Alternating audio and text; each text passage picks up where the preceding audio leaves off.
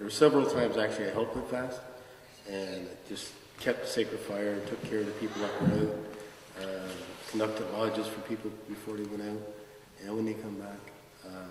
And I always got an awful lot out of actually helping with the fast, but I also done several of my own too.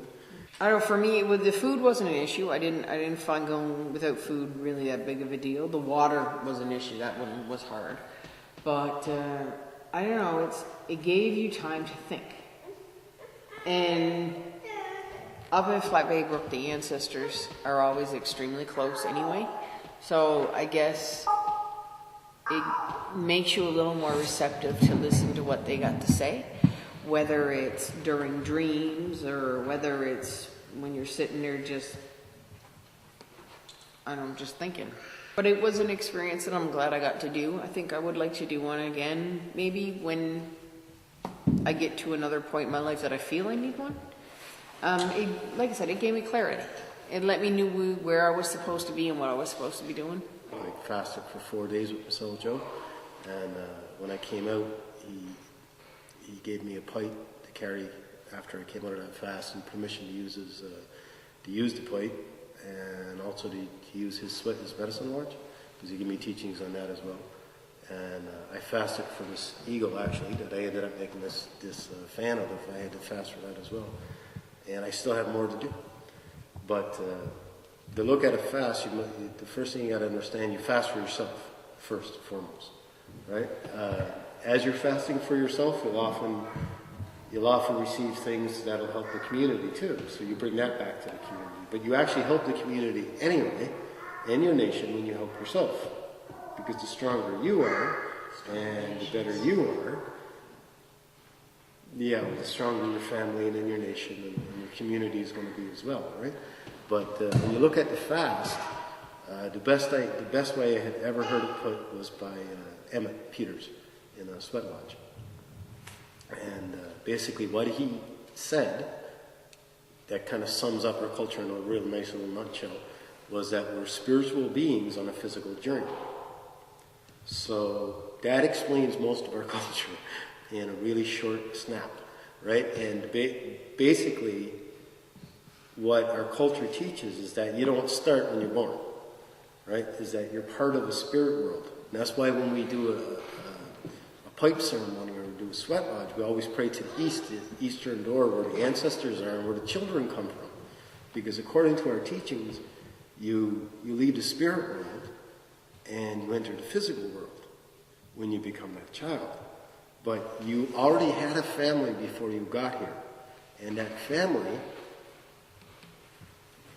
still exists in the spirit world, but we kind of leave it for a while. We come here, and when we die, we go back. So when you're born first, the child still, that's why children can still usually have imaginary friends. That's why they can see things, understand things, and know things that we don't know anymore. Because we generally grow stupid. we don't grow smart. They're not far from the spirit world. So when you were in the spirit world, you only knew love and respect and kindness, and they didn't have all these hang-ups that we have now from being here too long. So if you really want to learn about your culture and the teachings of your pipe and all the rest of it, it's easiest to look at your kids, because they got it. It's not a problem. So basically, the reason you go on a fast is you grow stupid. And as you get old, you forget all these things, right? But you knew them when you got here, because you knew them in the spirit world when you were with your first family. So the reason you go on a fast is to try to get back to your first family, right? And in our teachings as well, when you pray with the pipe, when you use the pipe, the smoke, the reason that your ancestors instantly hear your prayers through a pipe is that the smoke from the pipe, when you smoke it, exists in this world and the next at the same time. So basically what they're saying is that the difference between the physical world and the spirit world, those two realities, is separated by such a thin veil that smoke can exist in both. They exist in the same place at the same time. It's just that we can't see the other side anymore, but they can see us, right?